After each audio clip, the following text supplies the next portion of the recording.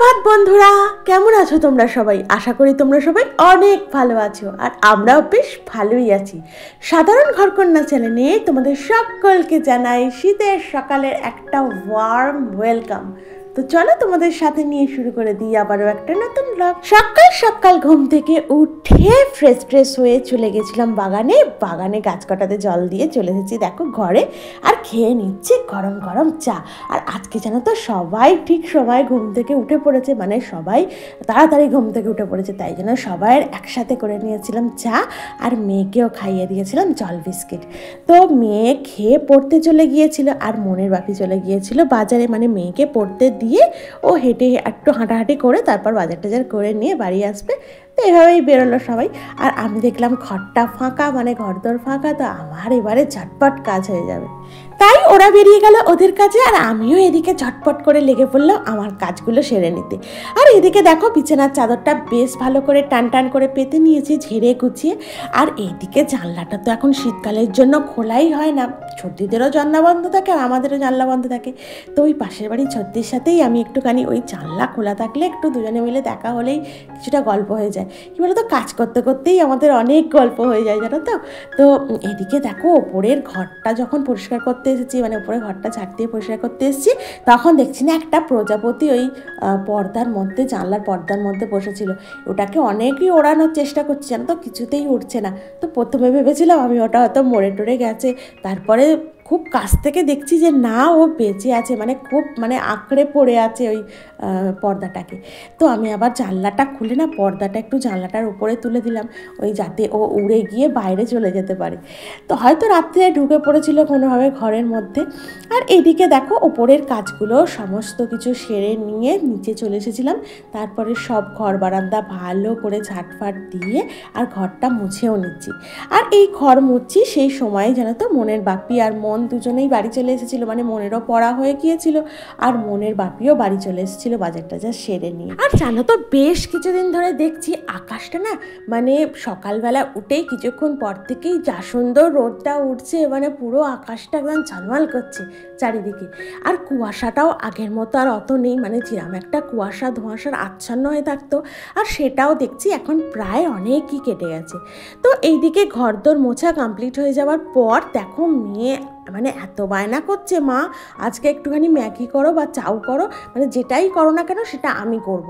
এবার কি বলো তো, ওকে তো আর ওইভাবে ছেড়ে দিতে পারি না, তুই আনাজ টানাজগুলো সমস্ত কিছু ওই কেটেছে জানো তো। আর সত্যি কথা বলতে কি, এত সুন্দর আনাজ কেটেছে, আমি তো মা হয়ে নিজেই অবাক হয়ে গেছি যে আসলে ওর না ছুরি দিয়ে কেটেছে জানো তো। আর ওর বেশ হাতের কাজটা দেখছি না, মানে এই যে রান্নাবান্নার দিকে হাতের কাজটা দেখছি না, নিট অ্যান্ড ক্লিন। যাই হোক, মেয়ে মানুষ যত কাজকর্ম নিট অ্যান্ড ক্লিন সুন্দর পরিষ্কার পরিপাটি থাকবে ততই ভালো। এদিকে দেখো মানে আমি একটুখানি, আমাকে বলেছিল মা আমি তোমাকে যেরাম বলে দেবো তুমি সেইভাবে করবে। মানে আমি তো আবার কি করছে বলো তো, মাঝে মধ্যে খুন্তিটা আমার হাত থেকে কেড়ে নিচ্ছে। আর এই দেখো এখানে ও ওই সস টসগুলো, মানে সয়া সস ভিনেগার এগুলো মানে নিজে দিচ্ছে, মানে ও বায়না করছে এত, মানে আমাকে করতে দিচ্ছে না। আর আমার তো গাটা স্পিস করছে না, কত তাড়াতাড়ি আমি টিফিনটা করে, রান্নাঘরটা দেখো কি অবস্থা করেছে, পুরো একদম আগোচালো করে দিয়েছে। এখানে খুন্তি, ওখানে সাঁড়াশি, ওখানে ঝুড়ি, এইসব রেখে মানে একদম কি করেছে। যাই হোক কিছু বলতে পারি না, তাহলে আর হয়তো ও করতে আসবে না। মানে এই যে একটা উৎসাহ ওর মনের মধ্যে মানে জেগে ওঠে, সেটা হয়তো আবার কমে যাবে। তখন মানে আমারই মনে হবে যে না, কেন বলতে গেলাম, বেশ তো করছিল। যাই হোক শিখতে তো হবে একটু হলেও, যে কোনো কাজ মেয়েদের তো শিখতে হবে। তো দেখো এইদিকে একটা সময় আমি ওই কড়াতে নাড়ছি, মানে আনাজপাতিগুলো, ও আমাকে এটা ওটা দিয়ে সাহায্য করছে, আবার কোনো সময় ও দিচ্ছে, আমি আবার দাঁড়িয়ে আছি ওর পাশে। আসলে ওর কাছ থেকে না সরা যাচ্ছিল না, মানে ভাবছি, মানে আমার তো ভয় লাগছিল যে যদি কিছু গরমে ধরে ফেলে বা হাত যদি পুড়িয়ে ফেলে, মানে তখন তো ও তো এখন পড়াশোনা করছে, সামনে পরীক্ষা, মানে বুঝতেই পারছো মায়েদের যে টেনশনটা থাকে আর কি, মানে সব মায়েদের যে টেনশনটা থাকে, বোধহয় এই হাত কেটে ফেললো, এই বোধহয় হাত পুড়িয়ে ফেললো, মানে এটাই। তো দেখো এদিকে আমরা সবাই মিলে আনন্দ করে খেয়ে নিয়েছিলাম মেয়ের তৈরি চাউমিন চাউমিন, তো দারুণ হয়েছিল চাউমিনের টেস্টটা, জানো তো। আর এদিকে টিফিন খেয়ে যে কটা বাসন পড়েছিল ঝট করে মেজে ধুয়ে নিয়ে চলে গিয়েছিলাম স্নানে, কারণ এমনি ওই চাউটা করতে অনেক দেরি হয়ে গিয়েছিল। তো দেখো এদিকে স্নান টান সেরে নিয়েছি আর করে নিচ্ছি একটু বেসিক স্কিন কেয়ার। টিফিন খাওয়ার পর মেয়ে চলে গিয়েছিল পড়তে, মনের বাপি চলে গেল, মনের বাপির আবার কাজে বেরিয়ে গেল, আর আমি এদিকে রান্নার কাজে আবার ব্যস্ত হয়ে পড়লাম। আর মা স্নান টান সেরে চলে গেছে ওপরে পুজো টুজো সেরে নিতে। আর জানো তো এই কদিন মাই পুজো করছে। তো জানো তো আমি না প্রথম ভাবতাম যে আমার একটা মেয়ে সন্তান হলো, তো যদি আমার একটা ছেলে হতো তাহলে কত ভালো হতো, আমার ভবিষ্যৎটা কত মানে শক্তপোক্ত হতো। তো জানো তো আমি না এখন ভাবি যে আগের ভাবা মানে আমার কতটা ভুল ছিল। এখন আমার মেয়ে এই যে আস্তে আস্তে বড় হচ্ছে, এই যে আস্তে আস্তে ও আমার পাশে একটু দাঁড়াচ্ছে, মানে ওর যতটুকু ক্ষমতা, ছোট্ট মানুষ ছোট্ট ক্ষমতা নিয়ে ও যতটুকু পারে আমাকে সাহায্য করে, জানো তো। মানে আমার এই ধারণাগুলো আগে এত ভুল ছিল, সেটা আমি আস্তে আস্তে প্রমাণ পাচ্ছি। মানে এই যে ধরো ছোট্ট হেল্প করে দেওয়া, আমাকে ছুটির দিনে একটু কিছু করে আমাকে হেল্প করে দেওয়া, মানে বাচ্চা তো মানে যতটুকু ও পারে মানে এখনও ততটুকুই আমাকে সাহায্য করতে থাকে। আর এদিকে দেখো আমি রান্নাটাও বসিয়ে দিয়েছিলাম ভাত। আর দেখলে তো মনের বাপি বাজার থেকে নিয়ে চলে এসেছিলো কাটাপোনা মাছ, মানে রুই মাছ। তো ওই রুই মাছটা দিয়ে আর আলু আর ফুলকপি দিয়ে আজকে ভাবছি ঝোল করব, আর করে নেবো একটু পালং শাকের তরকারি। জানো তো আমি যখন আগে এইসব ব্যাপার নিয়ে মন টন খারাপ করে থাকতাম মাঝে মধ্যে, তো তখন আমার মা আমায় বলতো যে জানিস তো মা, ছেলেই বা কার আর মেয়েই বা কার, তুই এত ভেঙে পড়িস না, এত চিন্তা করিস না, কারণ ঈশ্বর আমাদের যতটুকুই দেন তিনি বুঝে শুনে দেন, যে যার যেটা লাগবে তাকে সেটাই দেন, তাকে ততটুকুই দেন। যা করলে আমাদের ভালো হবে, আমাদের মঙ্গল হবে, ঈশ্বর কিন্তু আমাদের জন্য সেই কাজটাই করে। তো ঈশ্বরের কাছে আমরা নিতান্তই অবুঝ প্রাণী। তো আমরা তো তখন বুঝতেই পারি না যে এই কাজটা আমার সাথে কেন হলো, বা আমি তো কোনো খারাপ করিনি কারোর, মানে যে কোনো কাজের কথা বলছি আমি। তো তখন আমরা এতটা বুঝতে পারি না। হয়তো দেখো সেই কাজটা হওয়ার পেছনেও কোনো কারণ আছে, হয়তো সেই কাজটা হওয়ার পেছনে লুকিয়ে আছে কোনো মানে আমার ভালো হবে সেই কারণটা।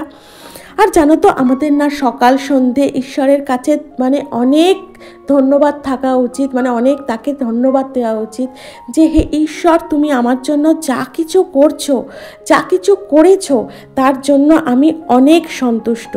আমি জানি তুমি সব সময় আমার জন্য বেস্টটাই করবে, তুমি আমার পাশে সব সময়ের জন্য থাকবে, তোমার কৃপাদৃষ্টি সব সময় আমার ওপর থাকবে। যদি কোনো সময় কোনো ভুল রাস্তায় চলে যাই, তখন সেই রাস্তা থেকে তুমি সরিয়ে নিয়ে এসো ঠাকুর। তো এইভাবে না আমাদের প্রত্যেকের উচিত ঠাকুরকে ধন্যবাদ দেওয়া, ঠাকুরের কাছে নিজেকে সমর্পণ করে দেওয়া কিছু মিনিট, আমার তো মনে হয়। তো দেখবে এতে না আমাদের মন মস্তিষ্ক শরীর সমস্ত কিছু শান্ত হয়ে যায়। সব থেকে বড় কথা হচ্ছে আমরা তো মানুষ, তো ঈশ্বর আমাদের সমস্ত কিছু দিয়েছেন, কিন্তু আমাদের নজর না সেই দিকেই যায় যেটা আমরা কোনোদিন পাবো না, যেটা আমরা কোনোদিন হাসিল করতে পারবো না, যেটা আমার কোনো দিন হবে না, বা যেই জিনিসটা আমারই নয়। তো এটা হচ্ছে আমাদের মানুষের একটা ভুল রাস্তা বেছে নেওয়া, বা আমাদের সবসময় নজরটা ওই ভুল দিকেই যায়। তো দেখো তোমাদের সাথে না অনেকটা ভারী কথা বলে ফেললাম। আসলে কি বলো তো, তোমাদের সাথে আমার মনের সমস্ত কথা বলো, সমস্ত মানে আমার ভিতরের চিন্তা ভাবনা বলো, সমস্ত কিছু আমি তোমাদের সাথে এভাবেই শেয়ার করি, মানে আমার এই ভিডিওর মাধ্যমেই তোমাদের সাথে সমস্ত কিছু শেয়ার করি। অনেক সময় দেখবে আমি খুব ভারী কথা বলে ফেলি, যেগুলো এই কথাগুলো কি বলতো, এগুলো না আমি হয়তো যে কারোর সাথে আলোচনা করতে পারি না, কারোকে এই কথাগুলো বলতে পারি না। তখন তোমাদের সামনে এসে তোমাদের সাথে এই কথাগুলো বলার পর আমার নিজেকে না অনেকটা হালকা লাগে, জানো তো। তো দেখো তোমাদের সাথে গল্প করতে করতে আমার রান্নাটা অলমোস্ট কমপ্লিট হয়ে গেছে। তো দেখো এদিকে আমার মাছের ঝোল হয়ে গেছে, মানে ফুলকপি আলু দিয়ে যে মাছের ঝোলটা করছিলাম সেটাও হয়ে গেছে, আর এদিকে গ্যাস চিমনিটাও আমি পরিষ্কার করে নিচ্ছি। আর আজকে যেহেতু রবিবার ছুটির দিন, তো জানো আমাদের রবিবারের মেনু হচ্ছে চিকেন। তো বলতে পারো আজকে চিকেনটা একদমই বন্ধ, কারণ মেয়ে বলল বাপি আজকে চিকেন আনতে হবে না, কারণ সামনেই রয়েছে 31 জানুয়ারি। তো ওই দুটোর মধ্যে যে কোনো একটা দিন তো ওইগুলো হবেই, তো মানে চিকেনটা তো হবেই। তো আজকে রবিবার, আজকে আর চিকেন আনতে হবে না, আজকে না আমি মাছই খেয়ে নেবো। তোর বাপি বলছে যাক, তোর এবার আস্তে আস্তে বুদ্ধিটা খুলছে। তো আগের মতো জানো তো সত্যি অতটা আর বায়না বায়না করে না, মানে এখন না অনেকটা আমার মেয়ে বোঝে। আর দেখো এদিকে হয়ে গিয়েছিল লাঞ্চের টাইম, আর করে নিয়েছিলাম আজকে লাঞ্চ। আর দেখো খাওয়া দাওয়া করে উঠে ছাদে উঠেছিলাম, জানো তো, মানে দেখছি এত ভালো লাগছে খেলাটা ওদের অলমোস্ট কাল থেকে শুরু হয়ে গেছে, জানো তো। তো এদিকে দেখো ওটা হচ্ছে না খো খো খেলা, তো কি সুন্দর লাগছে দেখো। আর এখন দেখো সন্ধ্যাবেলায় মানে প্রার্থনা করার পর উঠেছিলাম আর একবার ওপরটাতে, তো দেখতে খেলাটা কতদূর কি হচ্ছে। তো দেখছি মোটামুটি ওদের ওই টিমটার খেলা হয়ে গেছে, আবার অন্য একটা টিম এসেছে। তো এদিকে ছেলে মেয়ে উভয়েরই খেলা হচ্ছে, মানে এটাও বলতে পারো বাড়ির সামনের মাঠে এরকম যদি ভালো খেলা বা প্রোগ্রাম হয় না, তো মনটা সত্যিই ভালো হয়ে যায়। আর আমরা সমস্ত কিছু বাড়িতে বসেই দেখতে থাকি। তো ছাদ থেকে নেমে এসে করে নিয়েছিলাম গরম গরম চা, সাথে নিয়েছিলাম চিড়ে ভাজা।